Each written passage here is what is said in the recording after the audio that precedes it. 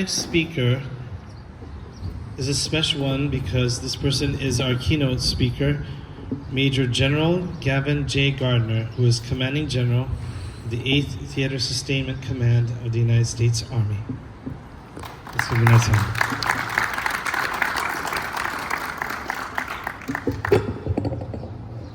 Aloha.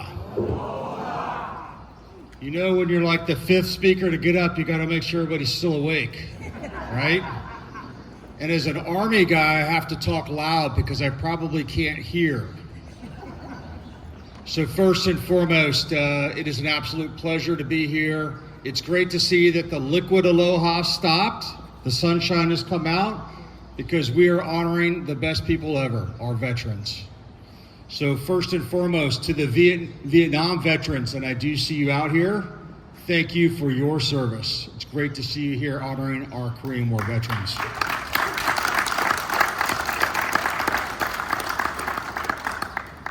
I would also like to make sure we highlight the spouses of the fallen veterans that are no longer here physically with us, but I can assure you, I feel their weight on my shoulders right now. But for the spouses that are here for the fallen veterans, we thank you for taking the time to be here as well.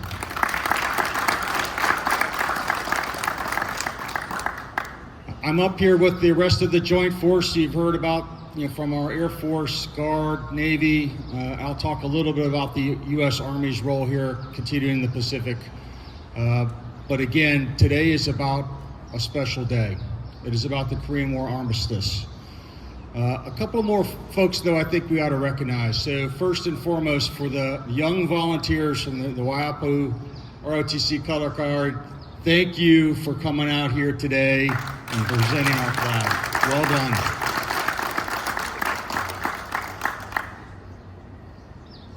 Councilor Lee, it is awesome to see you as always. Sir, your service to your nation, to the UN as well, is noted. And it's great to see you now as a statesman for your country. And so thank you for those great words. Well done.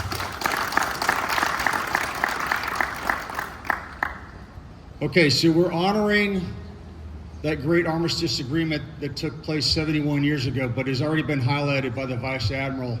It was over 2 years of negotiations with, quite frankly, a unwilling partner to get to a framework agreement that allowed us to have stability on the Korean Peninsula. But for those of us that serve today, and for the veterans that are here to my left, that service and that conflict has never fully ended. It continues to this day. The framework was important. It allowed for us to have the establishment of the UN command that continues to maintain the peace on the peninsula today. It allowed us to establish the framework for negotiations of it when the other side wants to talk at Panmunjom.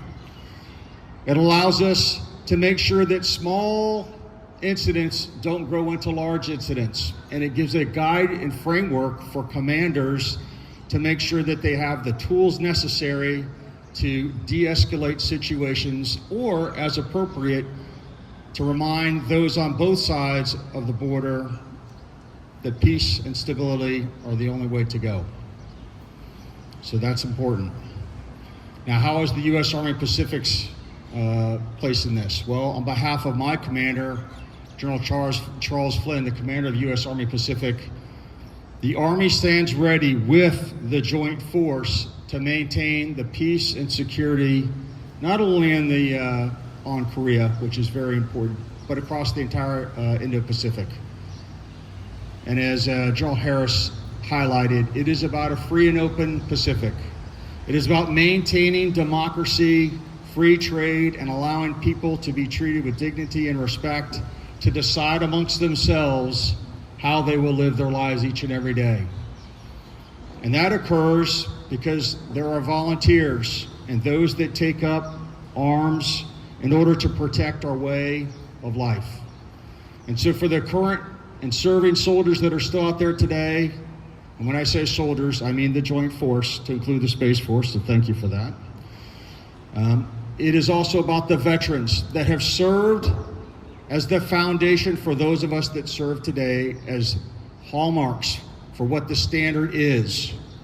We thank you for your service. We thank you for showing us the way. We thank you for your daily leadership, and we ask you to continue to tell your story about why you served, how you served honorably, so that we too can fill the footsteps that you have already led us with. So thank you. Now, unfortunately, 180,000 UN soldiers died during the Korean conflict. We do not forget them. We've highlighted some of them that are buried here amongst us here in Hawaii up at the Punch Bowl. Let's not forget. Let's not forget our Republic of Korea counterparts that sacrificed so much to include their citizens. And remember that tonight, up on the DMZ, shoulder to shoulder with our Republic of Korea counterparts, we will defend the sovereign integrity of the Republic of Korea. Thank you again for being here today. Mahalo, and appreciating what these veterans have done for us.